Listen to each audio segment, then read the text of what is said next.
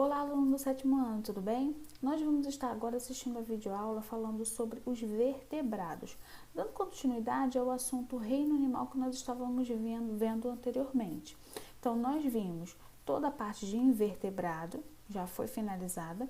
Agora vamos começar a ver os vertebrados. Então, vocês vão observar que são uma sequência de 2 vídeos. Primeiro, nós vamos estar falando dos peixes, anfíbios e répteis. E logo na sequência, dos mamíferos e aves. As atividades estarão ao final do segundo vídeo, com a página e com os números, que vocês estarão fazendo. Lembre de deixar essas atividades bem organizadas no caderno, de preferência com pergunta, resposta, enviar principalmente essas atividades pela plataforma para eu poder estar conferindo com vocês e para poder estar tirando as dúvidas, e no retorno a verificação fica melhor. Tudo bem? Então, vamos começar aí falando dos peixes, anfíbios e répteis nessa primeira parte do vídeo. Começando a caracterizar aí os peixes. O grupo dos peixes é o primeiro a ser estudado dos vertebrados. Lembre-se que a gente sempre vai partindo do estudo do ser vivo menos evoluído para o mais evoluído. E nesse caso, segundo a questão da evolução, desses organismos vivos, tudo começou na água. Então, os primeiros seres vivos a surgirem na água, seguindo o parâmetro dos vertebrados, foram os peixes. Então, vamos lá. A primeira característica dele é justamente ser exclusivamente aquático, ter mandíbulas e apresentar o crânio, caixa craniana. Lembrando que é esse o detalhe que vai diferenciar o vertebrado do invertebrado, a caixa craniana e a coluna vertebral. Depois, são predadores eficientes e se tornam mais eficientes ainda depois que essas mandíbulas passam a se desenvolver com propriedade, com eficácia. Então, isso é uma característica importante para eles. Puderam se proteger melhor dos predadores na água, têm um corpo coberto de escamas, têm uma habilidade impressionante para a questão da adaptação na água, isso porque eles possuem nadadeiras e respiram através de brânquias, ou seja, a troca do oxigênio pelo gás carbônico vai acontecer na própria água. Então, são informações aí relacionadas à característica desse grupo. Respiração.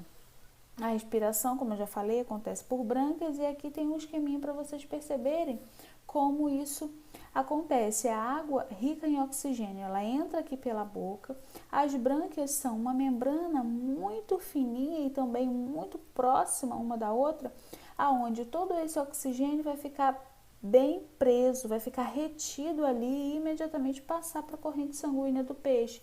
E todo aquele oxigênio, na verdade, todo aquele sangue com baixa concentração de oxigênio e grande concentração de gás carbônico vai sair também pela mesma direção. Então, vocês percebam bem aqui nesse esquema. Sangue oxigenado sendo trocado, aqui chega pela parte vermelha o sangue com oxigênio e sai o sangue sem oxigênio, com o gás carbônico. E é feita a troca gasosa. E esse sangue que não tem oxigênio, ele também sai junto com a água aqui, pelo opérculo, tá? Que é a abertura que vai ficar na lateral da cabeça do peixe. Quem, por curiosidade, já olhou, em casa, alguém limpando peixe, enfim, deve ter percebido essa estrutura diferente aí. Então, é dessa maneira que a troca gasosa vai estar acontecendo. Aqui, outra foto para vocês terem uma noção. Então, quando vocês comprarem um peixe, e levantar bem essa parte de trás aqui da cabeça dele, vocês vão ver o opérculo. E é no opérculo que estarão as brânquias, tá? Um detalhezinho importante, quando ela está bem vermelhinha, porque o peixe é fresco. Os peixes também possuem uma linha lateral e ela vai ser a responsável por detectar outros peixes ou outros elementos vindo na água, porque a água vai vibrar com a presença de outros seres vivos e o peixe vai sentir e imediatamente ele vai se desviar ou então vai fugir. É dessa maneira que os cardumes conseguem ser tão organizados. Já perceberam, naqueles documentários, falando sobre o fundo do mar, nas gravações de cardume, que eles viram numa mesma direção, quase que sincronizados, enfim. Isso é porque a linha lateral permite que eles sintam a vibração na água e todos sentem ao mesmo tempo e todos realizam o mesmo movimento. Então, essa é a importância da linha lateral. Existem 2 grupos de peixes, tá? Então, os peixes vão se dividir em 2 classes. A primeira classe é o peixe cartilaginoso e a segunda classe é o peixe ósseo. Tudo isso está relacionado ao esqueleto. Então, um tem um esqueleto que é feito totalmente de cartilagem e outro tem um esqueleto feito por ossos, que é a espinha, como nós muito bem conhecemos. Cartilaginosos são os tubarões, arraias e o atum, né? São peixes onde a flexibilidade deles é muito grande, eles são incrivelmente adaptados ao nado e têm uma facilidade muito grande para caçar, são os grandes predadores aí do oceano. Um exemplo aqui para vocês: tubarões, cações, arraias, quimera, então são os representantes aí dos peixes cartilaginosos. Características que vocês podem anotar aí no caderno, destacar: são aquáticos de água doce, né, no caso das arraias, mares e oceanos, ou seja, todo o ambiente aquático eles estarão dominando. A grande maioria são predadores, como eu falei anteriormente, né, eles são adaptados para isso, têm uma incrível capacidade de nadar. Outros são filtradores, como alguns casos do tubarão-baleia e de arraias, ok? São poucos casos, a grande maioria são predadores mesmo. Esse é o tubarão-baleia, para vocês conhecerem.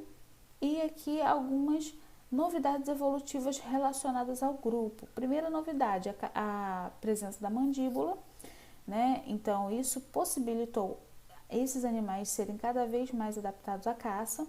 O esqueleto cartilaginoso, que é um esqueleto mais flexível. Para vocês terem uma noção, cartilagem é o que forma as nossas orelhas. Se vocês pegarem na orelha de vocês vão perceber que ela é bem molinha, bem flexível.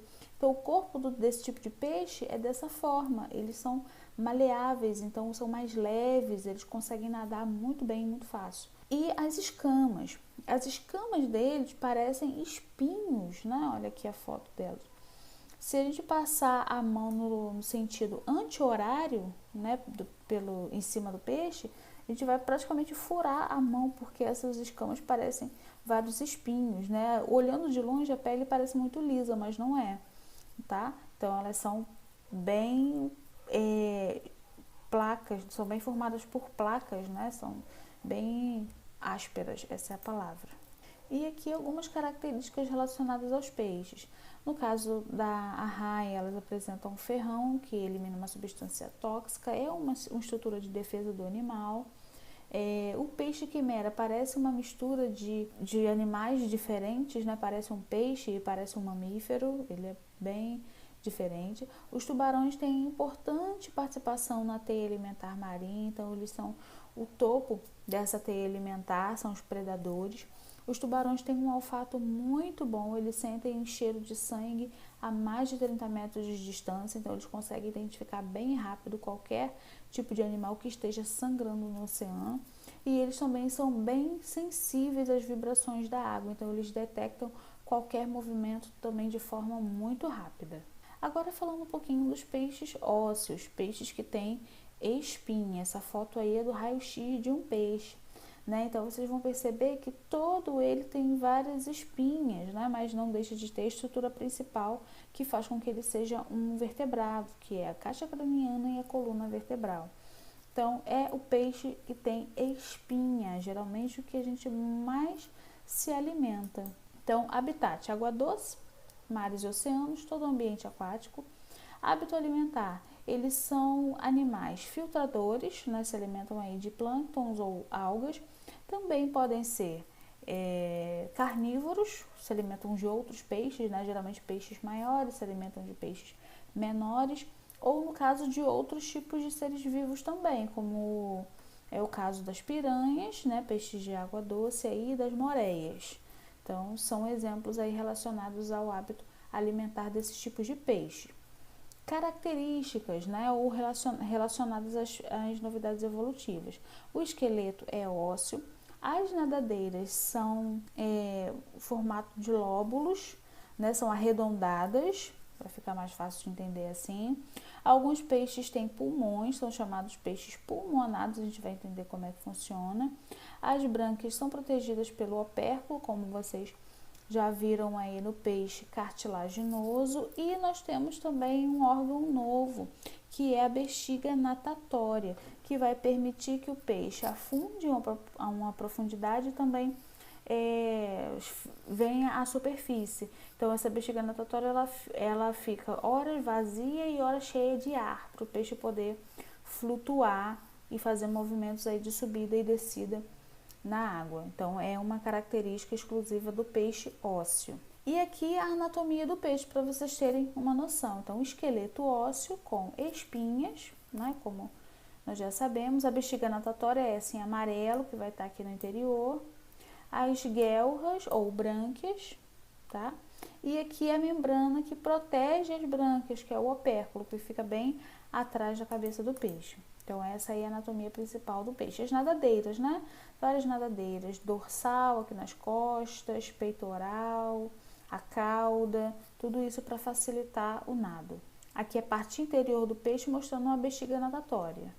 Eu selecionei aqui algumas questões bem importantes para a gente já se familiarizar com essa questão dos vertebrados, né? São muitas informações aí que eu quero que vocês destaquem e eu preparei elas aqui numa atividade rapidinha para vocês já saberem o que é importante identificar dessa questão de peixes ósseos e cartilaginosos. Primeiro, quais são as principais novidades evolutivas? Aí vocês têm que destacar a mandíbula, a presença da nadadeira e o corpo coberto de escamas.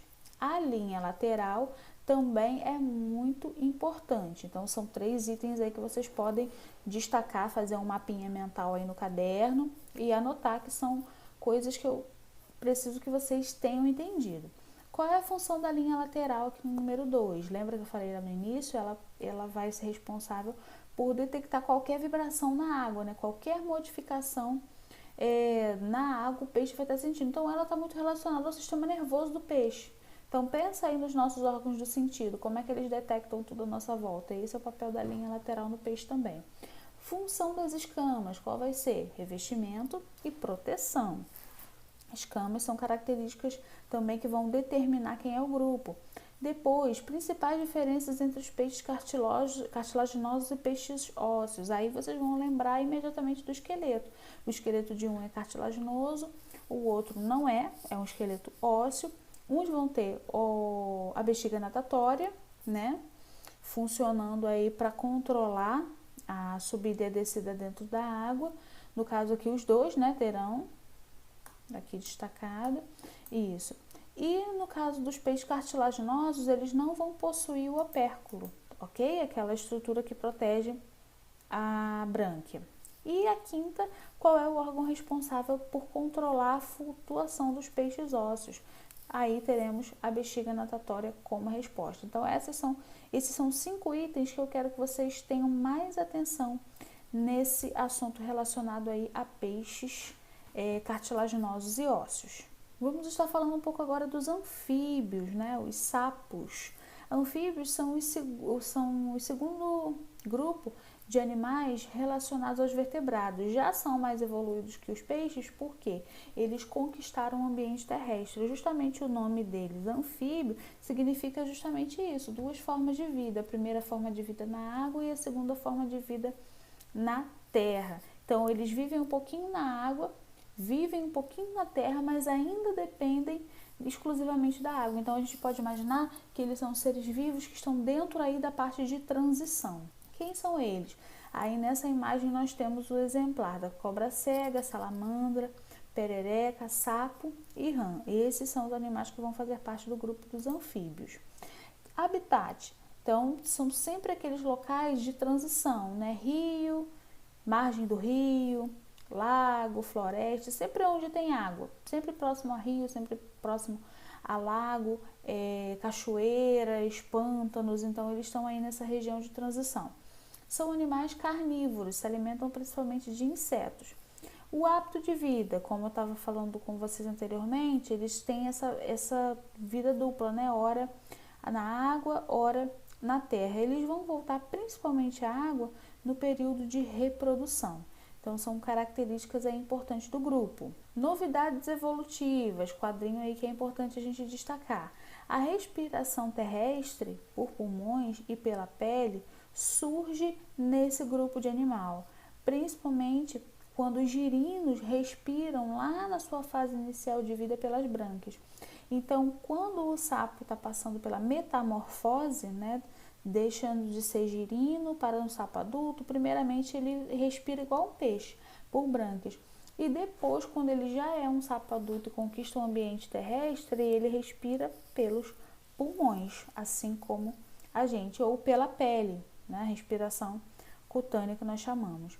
Quando presentes em membros locomotores têm formas de patas. O que isso significa? Que quando eles são grandes, as patas se desenvolvem quando eles são adultos, né? E quando eles são filhotes, eles têm uma cauda. Tudo isso porque eles estão na água ainda, né? Vai facilitar o nado.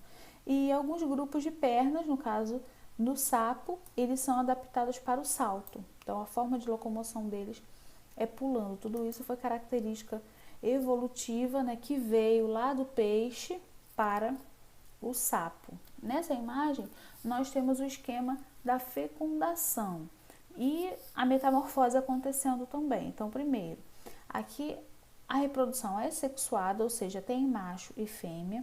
A fêmea lança os óvulos na água e o macho lança os espermatozoides também na água, em cima desses ovos. Ocorre então uma fecundação. Desse ovo fecundado, teremos a formação de um embrião. Depois, esse embrião se desenvolverá num girino. Aí começa a metamorfose, a transformação desse sapinho filhote, né, em um sapo adulto. Essa transformação vai acontecendo à medida que o sapo perde essa cauda, tá? Então, ele é girino, vai crescendo, as patinhas vão se desenvolvendo aqui na lateral, essa cauda vai sumindo e ele vai se transformando cada vez mais em um sapo adulto, fazendo aí a sua metamorfose completa, ficando igualzinho a esse daqui, quando ele perde completamente a cauda, e ele é um sapo adulto. Então, essa é a metamorfose dos anfíbios. Aqui temos algumas estratégias de reprodução. Então, alguns sapos carregam, né, os ovos, outros colocam os ovos em cima de folhas, ou então fazem algum ninho. Então, são estratégias que os animais desenvolvem para poder proteger a sua prole, né, e assim garantir que a espécie continue se desenvolvendo. Os anfíbios são muito importantes para o equilíbrio do meio ambiente, principalmente na questão dos insetos, né? Eles fazem esse controle da quantidade de insetos no planeta. E quais são as ameaças que eles vão sofrer, né? Que eles sofrem, na verdade. A destruição dos ambientes naturais é uma delas. Então, cada vez que ocorre uma retirada de árvore, reduz uma quantidade de mata, esses animais também vão sofrer um grande impacto e vão deixar de existir. A segunda ameaça que eles sofrem é a poluição. Como eles vivem sempre muito próximo à água, se essa água estiver poluída, ela não vai oferecer condições necessárias para essa reprodução acontecer, inclusive para esse animal continuar sobrevivendo. Então, também se torna uma grande ameaça para eles. Então, destaquem aí esse slide que é muito interessante a nível de informação. Mais duas ameaças, as mudanças climáticas, né, o aumento da temperatura do planeta. E isso acontece, gente, porque o peixe e o sapo são animais pecilotérmicos. Ué, professor, o que isso significa? Que a temperatura deles vai variar de acordo com o ambiente. Então, se o ambiente está frio, o corpo dele está frio. Se o ambiente está quente, o corpo dele está quente. Então, com o aquecimento da temperatura do planeta, o corpo desses animais vai estar aquecendo cada vez mais e eles não suportam temperaturas muito altas. Vão acabar também morrendo devido a isso. E o outro tópico é a introdução de espécies exóticas, ou seja, espécies diferentes do que eles estão acostumados. Então, por exemplo, quando em um local, em um rio, as pessoas trazem, né, peixes que se alimentam de larvas, essas larvas também podem ser os girinos. Então, esses peixes vão acabar com os girinos e todas as outras larvas que podem estar ali. E isso pode trazer um desequilíbrio na cadeia alimentar, porque eliminando todos os tipos de larvas, algum tipo de animal também vai deixar de existir. Aí vamos àqueles 5 itens que eu peço para vocês destacarem, tá? Então, primeiro, quais são as principais novidades evolutivas dos anfíbios? Então, destaquem aí: brânquias, pulmões e respiração pela pele. Então, essas são as diferenças do grupo dos peixes, do grupo anterior. Depois, a segunda diferença, eles passam a ter pernas e essas pernas são adaptadas para o salto. Então, destaco isso aqui, é importante. Depois, em que fase da vida dos anfíbios ocorre a respiração branquial? Lembra que a respiração branquial é aquela que acontece na água. Então, é uma respiração que só pode acontecer enquanto ele vive na água, enquanto ele é girino. Destaca também. 3. Por que podemos afirmar que alguns anfíbios não apresentam patas? Porque eles são de grupos diferentes, certo? Então, os que não apresentam patas são as cobras cegas e as cecílias. Esse grupo é chamado de apode, ou seja, não tem patas. Eles são de grupos diferentes. 4. Por que a fecundação dos anfíbios é externa? Ou seja, porque ocorre fora do corpo e sim dentro da água. Então, lembra lá na fotinho da metamorfose, o gameta masculino é jogado na água, né, o espermatozoide, o gameta feminino também é jogado na água. E é justamente na própria água que vai acontecer a fecundação. Então, não acontece nada dentro do corpo do sapo macho ou do sapo fêmea, tá? É tudo na água. Então, isso é característica de uma fecundação externa. 5. Cite alguns fatores que causam a diminuição e até mesmo a extinção de populações dos anfíbios. Então, são fatores que vão atrapalhar o desenvolvimento deles. Então, destruição dos ambientes naturais, isso sempre, né, vai atrapalhar qualquer forma de vida. A poluição dos rios e as mudanças climáticas. E por último aqui também, vocês podem acrescentar a introdução de espécies exóticas. Mas se eu pedisse para vocês destacarem eu pediria destruição dos ambientes naturais. É isso que interfere principalmente na sobrevivência e na existência de qualquer ser vivo. Vamos estar falando agora sobre os répteis.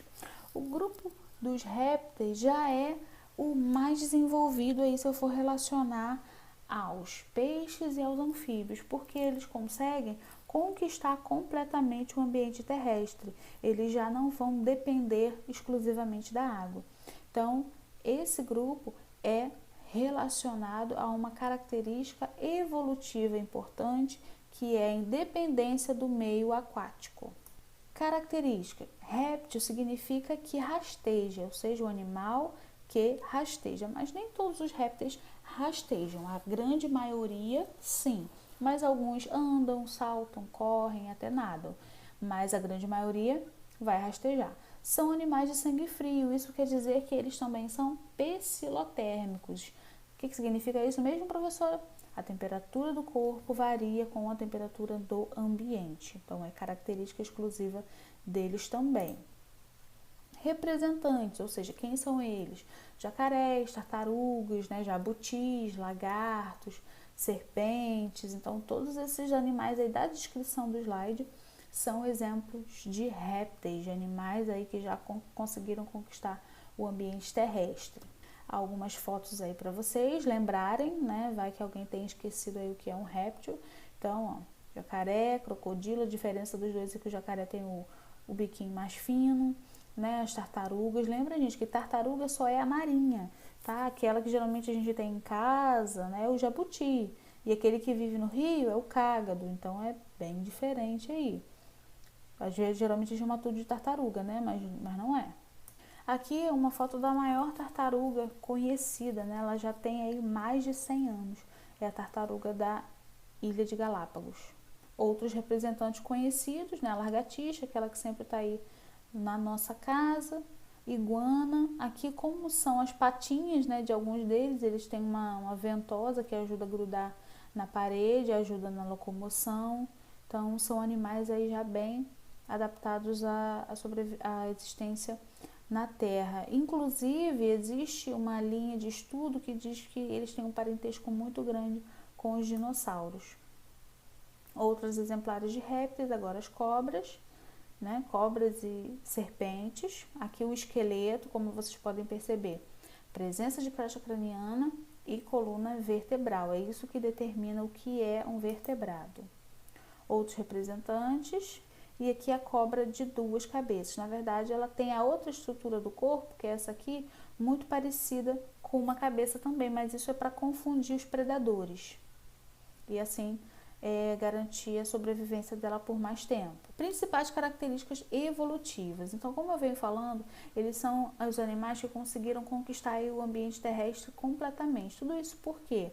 Simplesmente porque agora o ovo deles tem casca. E isso é muito importante.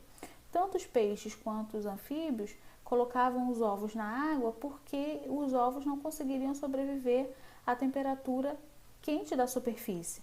Mas os répteis agora conseguem fazer esse desenvolvimento, né? Conseguem ter os seus ovos com casca e assim eles têm mais proteção para os seus filhotes e acabam se desenvolvendo bem na superfície e longe da água. Essa casca protetora vai precisar apenas do calor do corpo da fêmea, por isso que esses animais fazem um ninho e é nesse ninho que esse ovo vai se desenvolver. No caso da tartaruga, né, a fêmea ela não fica ali fecundando, ela cava na areia da praia. Essa areia da praia recebe um calor muito grande, principalmente durante o dia, e esse calor aquece os ovos e depois de um determinado período aí de 2 a 3 meses nascem as tartaruguinhas. Sabendo disso, a fecundação deles agora é interna, isso é outra novidade evolutiva, ou seja, o encontro das células masculina e feminina vai acontecer dentro do corpo da fêmea. Outra característica é o desenvolvimento direto sem a metamorfose. Lembra que o sapo fazia metamorfose? Né? Primeiro ele era uma larva, o girino, depois essa larva ia se transformando e virando um sapo adulto. Então, nos répteis isso não acontece. O filhote ele já nasce muito parecido com o adulto, apenas à medida que ele vai se desenvolvendo, o crescimento acontece, tá? Mas ele não tem metamorfose nenhuma. Como vai ser a pele desse animal? É uma pele coberta por escamas. Aqui vocês têm o exemplo da pele da cobra, a pele do jacaré. Essas escamas são placas ósseas, e essas placas vão impedir que o corpo desse animal perca calor com facilidade, perca água com facilidade. Então, é uma característica que permitiu a evolução dele também no planeta. A evolução, no caso, na superfície da Terra. No caso das tartarugas, elas terão cascos, né? Vocês já devem ter visto, então tem a oportunidade de ver aqui. Esses cascos são muito parecidos com ossos mesmo, tá, gente? São bem rígidos, bem firmes.